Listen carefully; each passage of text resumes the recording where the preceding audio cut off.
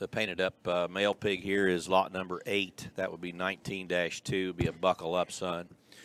This one here is really, he's definitely got outline pieces if you want to talk right off the bat. He does have 2 seats, so we got the option of having the possibility of being dual purpose and going as a boar or bear. And he's got outlying pieces of what you would read for a boar. That's one of the heaviest bone ones we've seen, and we've seen a lot of bone here tonight. And he has got a big set of limbs and still got a very good look out in front of his blade.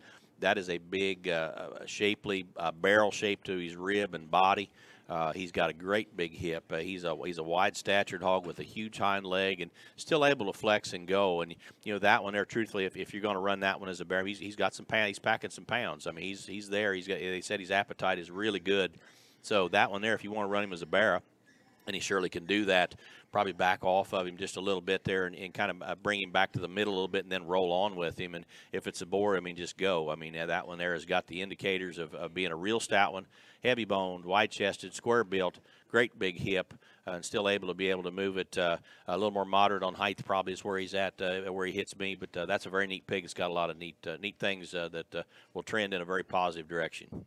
I love this pig for Division II at Expo, and I know these bigger, older crosses are being hard to find, and yet I know at Expo in Division II, and if you want to win the crosses in Division II, there's a few things you better be. You better be stout, you better be heavy boned, and this hog is those things. But my favorite thing, he's going to show us some yearlings in that division, and the fun thing about this one is he's going to have the density and the cavity and the boldness of what those big old ones are, but he's going to look like a show bear. This thing's got a neat look up front for just as stout and chunky and heavy-legged as he is. I think one that as he walks into that division there at Expo, one that's going to have just such a neat look about him from the side. And honestly, his proportions and his body shape looks like he's going to feed maybe a little beyond Expo, where you can take him in at 70 or 80 and then go ahead and just bring him slow and feed him just trim on the backside of that and really let this thing man up as you begin to talk about the next few weeks of his life as he finishes out his show career. I think this hog here is one of those that you probably, you need to probably look at if you're wanting to show early and often. And man,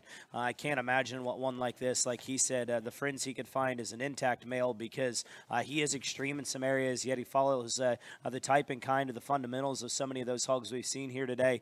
I think we're rounding out the sale here with this one, and certainly saved a very special one for the end, because I think he does lots of things that combine a lot of the positive things we talked about through the day.